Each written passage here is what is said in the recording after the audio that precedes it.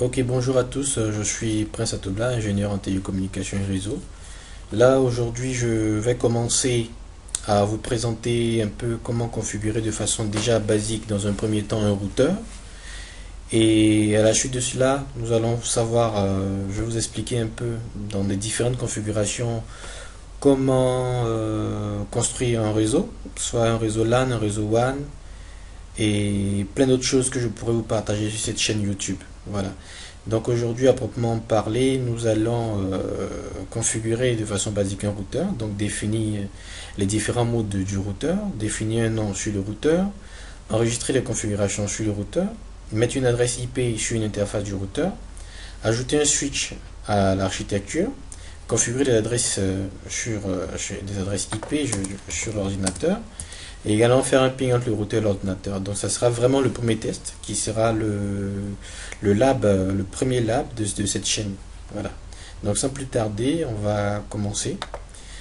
L'outil qu'on utilisera ici pour faire les tests, c'est Cisco Packet Tracer. Et donc le routeur que je vais prendre un 1841 par exemple. Voilà, le voilà.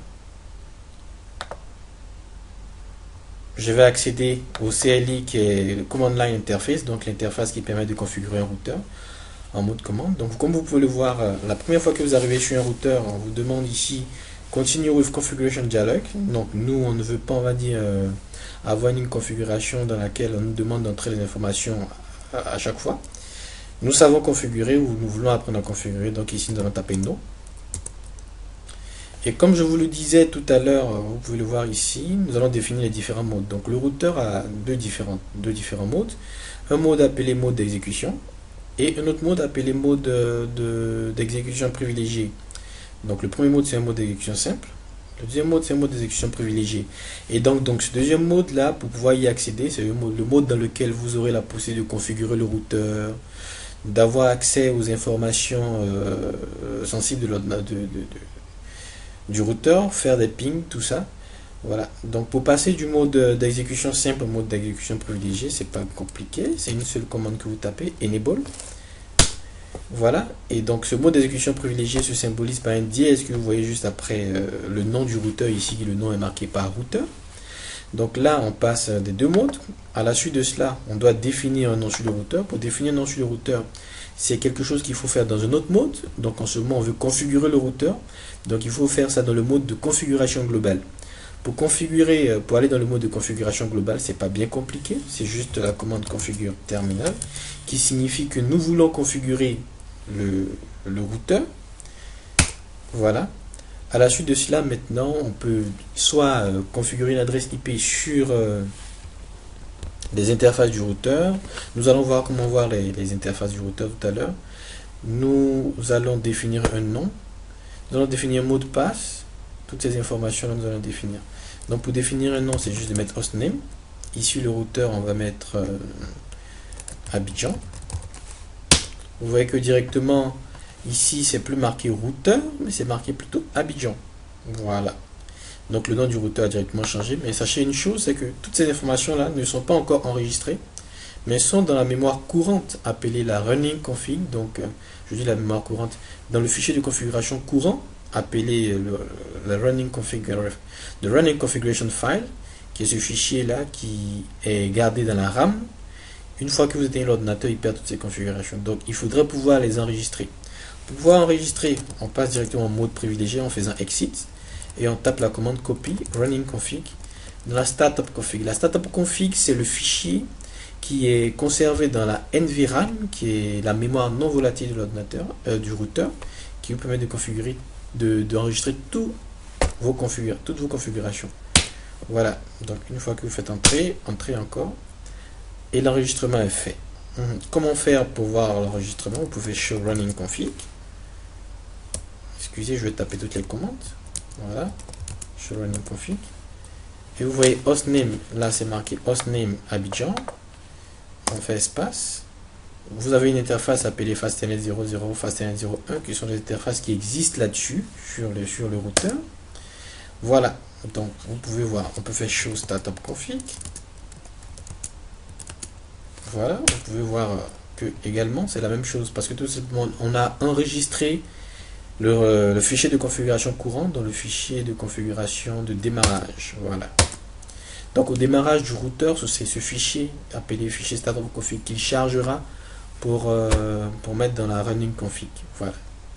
Donc après avoir défini le nom, tout en suivant notre planning, on va enregistrer les configurations, nous les avons faites. On va mettre une adresse IP sur une interface du routeur.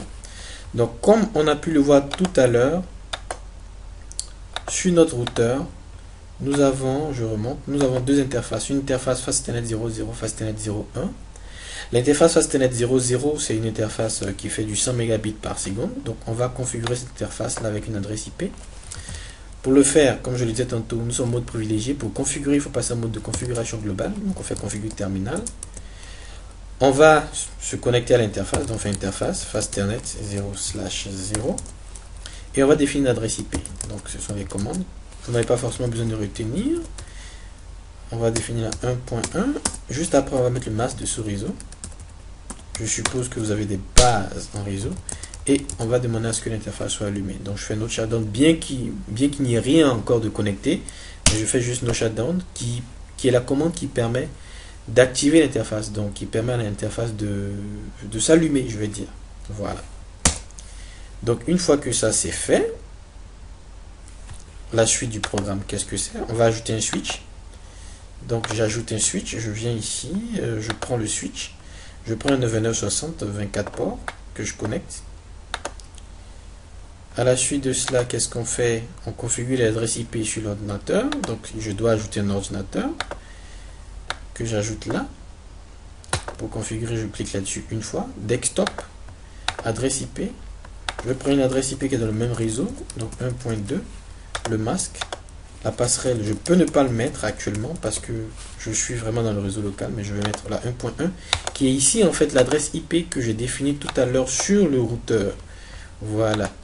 Donc je ferme et je vais maintenant connecter tous ces équipements avec un câble entre un switch et un routeur.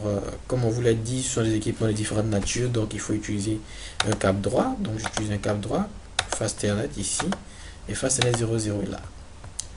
Entre un ordinateur et un switch, des équipements de nature différente, comme on vous l'a dit encore, et je connecte. Une fois que c'est connecté, on va attendre que les interfaces qui sont actuellement rouges là puissent s'allumer. Donc je fais ça, je reviens, je fais ça, je reviens, je fais ça. Voilà, donc elles sont vertes. Je vais maintenant tenter le ping. Donc je fais ping, je dois pinguer le port du routeur qui est la 1.1. Sur du point 1.1. Normalement, voilà, vous voyez que le port répond. Voilà. Et je crois bien que c'est la fin de ce premier test. Voilà. Faire un ping pour faire communiquer le routeur et le switch et l'ordinateur. Voilà. Donc reply from.